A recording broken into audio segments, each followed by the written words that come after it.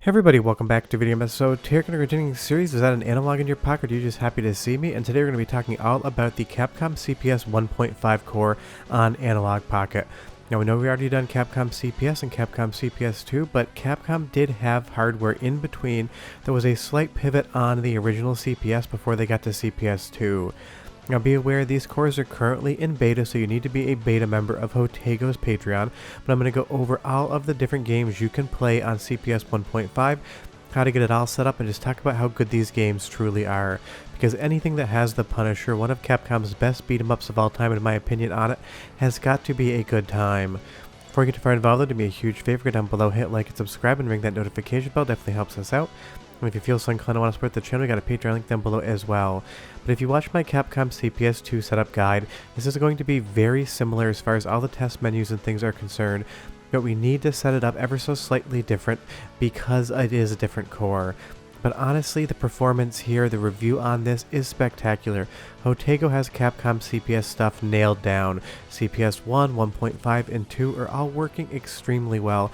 If there's any issues, I do not see them whatsoever. So to get these cores running on your pocket, you're going to take the jtbeta.zip file you get from Patreon and you're going to put it on the root directory of your micro SD card, and then you're just going to run update all. This will bring down all the core files and everything else. It'll also unpack that zip file and put the beta key everywhere it needs to go, because otherwise you're going to be copying pasting like 50 different times. So just pop that zip file on the root directory of your micro SD card, run Pocket Updater, and update everything, and you will have all of these cores on your system. And they're absolutely incredible. Some of Capcom's best games ended up on CPS 1.5 before they moved over to CPS 2. And while it wasn't the most longest lived arcade board ever, it is fun to have it here. That means with this core in beta, we have all of the Capcom CPS hardware running in FPGA on Analogue Pocket on the go. And again, I played the ever-loving hell out of all of these games. I do not see, hear, or feel anything that would lead me to believe that this is not just running on real hardware. That is how good Jotego and his team does. And there's so many fun games to go through on CPS 1.5. I'm going to show you all 5 of the games that work in this video, because that's all the games that exist on the 1.5 system. But what CPS 1.5 lacks in library, it makes up for in just outstanding games. And something like the Punisher here is the perfect game to play on Pocket. It's a fun beat 'em up. It takes like 35 to 40 minutes in total to finish. It's just one of those things that's great for a train ride, plane ride, or if you just feel like sitting on your couch or in your bed playing around. And this is one of the systems that's definitely one of the harder ones to find, as well as one of the more expensive ones. Capcom CPS 1.5 hardware was not the most prolific thing in arcades, so compared to CPS 2, this is definitely an even better thing to experience on FPGA, not only from a preservation standpoint, from just pure fun. But I love this game. Look at that burnt out skeleton in the car now that we exploded it. It just 100% works for me, and it's definitely going to work for you as well. But there's other amazing Capcom games, some of the best they've ever done. Cadillacs and Dinosaurs here is just an absolutely amazing time, and CPS 1.5 is just littered with amazing beat 'em ups for you guys to play. And that's part of the fun of going through these beta cores. I understand not every single person is going to be a Jotego beta member. Maybe you want to be, maybe you want to wait for them to go public. I do not know when that's going to be, but it's usually like 5 to 6 months after they release in beta that you're able to actually play them without having to have that beta key. And do remember that when you're playing around with any Capcom CPS stuff, CPS 1.5 or 2, you're going to have to go to the test menu by holding down the start button and pressing up on the D-pad. None of the options are going to be in the menu. They are not dip switches. As far as the control settings are concerned, every game is going to have something slightly different, so you want to go in every single game and calibrate what you want it to do. But otherwise, 9 out of every 10 option you're going to articulate is going to be in the test menu.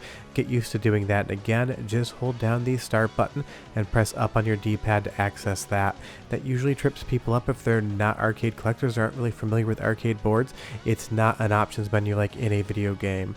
But honestly, again, Cadillacs and Dinosaurs here, this is just Hall of Fame first ballot level good Capcom beat 'em up action. It is so much fun, it sounds great, it looks great, everything about this is just an amazing experience on Pocket, and that's what we want, because obviously these cores came from Mr. FPGA, and the translation to get them over from that platform to Pocket went so well, and that's because they do share a same generation of Altera chip inside. Definitely not as powerful as Mr., but it allows you to be able to port a lot of that a little bit easier than if it was different hardware. But again, if you just download these cores, you're going to be having an absolute ton of fun. And if you've never played Cadillacs and Dinosaurs before, definitely check it out. But tell me down in the comments below, are you familiar with this game? Have you played it? I'm assuming most people at least know about it, and a lot of you have probably played it. It also has an absolutely incredible soundtrack, so go ahead and listen for like 45 seconds or so, and I'll come back and show you more great CPS 1 games to play.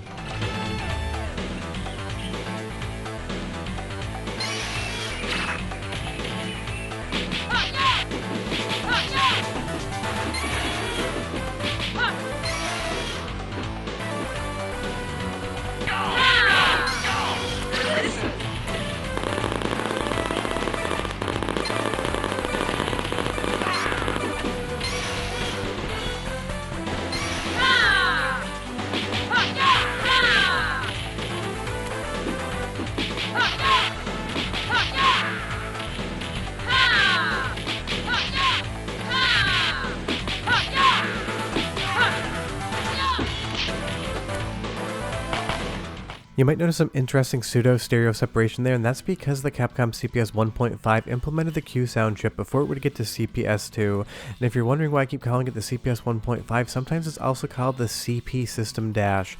It's just a different name for the same hardware. But moving on to another amazing game, Muscle Bomber right here is just absolutely insane. And if that's not just Hacksaw Jim Duggan there on the title card, I do not know what is. Now there are two versions of this game on Capcom CPS 1.5. And while they seem like they would be almost identical, they're actually quite different. So we're going to do Muscle Bomber first and then move over to the next game in just a moment. But any game that allows you to have Mike Hagar as your tag team partner has got to be good. And again, this is just another incredible game, and pretty much every game on this list, if you bring friends and do 2-player when you're in docked mode, you're going to have that much more fun. This is just a tag team wrestling game with a lot of Street Fighter influence in it. Obviously that's no surprise considering Capcom made Street Fighter as well, but this is just absolute pandemonium going on in the ring. 4 large sprites all wrestling at the same time. And I feel like a decent amount of people are going to say they've never played Muscle Bomber before. Take my word for it, this is the type of game you definitely want to play on your Pocket or any other way you can. It's just more classic Capcom, it's wild, it's over the top, it mixes a wrestling game with a Street Fighter game as far as some of the inputs are concerned. It just makes you happy the entire time you play it. That's all we really want out of a game, anything whatsoever like that. This game though, against the CPU, does get brutally hard as you go on, and remember you always want to drop into the test menu and change all of the settings to your liking, and then exit out and they will save. I just know every single video I get comments talking about that test menu and it does confuse people. But honestly, Muscle Bomber is just a straight up gem of a game. But let's move over to the other version of it, that's going to be Saturday Night Slam Masters. Again, a different Hacksaw Jim Duggan there, but the same concept. Now this is a one-on-one game, not a tag teamed game, and while it does basically feature the exact same sprite work, backgrounds, and otherwise, the mechanics do change themselves up ever so slightly. This feels more like a straight up fighting game in a wrestling ring, where Muscle Bomber feels more like a wrestling game with some fighting game influences to it. And this is your single player experience. Of course you can do 2-player, but it's not that tag battle action off the single player mode. But again, it's another amazing game to check out on Pocket, and considering how good these Capcom arcade releases are, and that 1.5, 2, and Capcom CPS are here today, that is absolutely fun to have and experience. But just be aware, like many Capcom games, this one is going to be brutally hard on normal unless you get to learn every single mechanic in the game, so it's definitely something you might want to dial down to easy. I haven't played this in a while, and on normal mode, I lost the first match against my opponent. Mike Hagar was disappointed, and so was I. Now moving on to the last game on Capcom CPS 1.5, it's Warriors of Fate.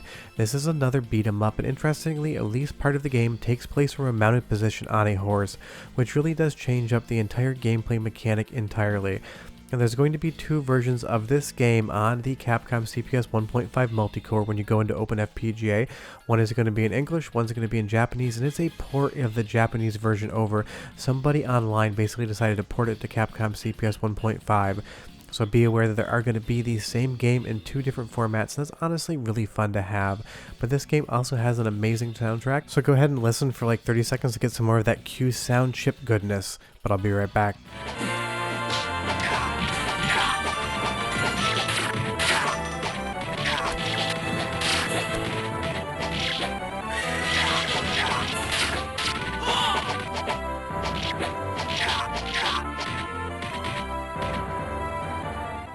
Again, just such great audio, and the Q Sound chip implementation here on Analogue Pocket just seems to be working as well as it would on Mister. And again, if you want to play some awesome beat 'em ups, this is the core for you. It is, like I said, super simple to set up, but you need to be a Jotego beta member. I know a lot of people ask me why they can't play certain cores they downloaded. They don't have any controls on them. That is why. It's totally up to you whether or not you want to do that. I don't get anything from you joining up. I just love these games and want to talk about them on the channel, help you get set up. So again, so long as you have that jtbeta.zip file in the root directory of your micro SD card, you run Pocket Updater and update everything, these games will all be down. Just remember to visit that test menu. You're going to need it to change your settings. If you have any issues, leave me a comment down below and I'll try to help, but we are done. Go play some CPS 1.5 and I'll see you next time. Bye bye.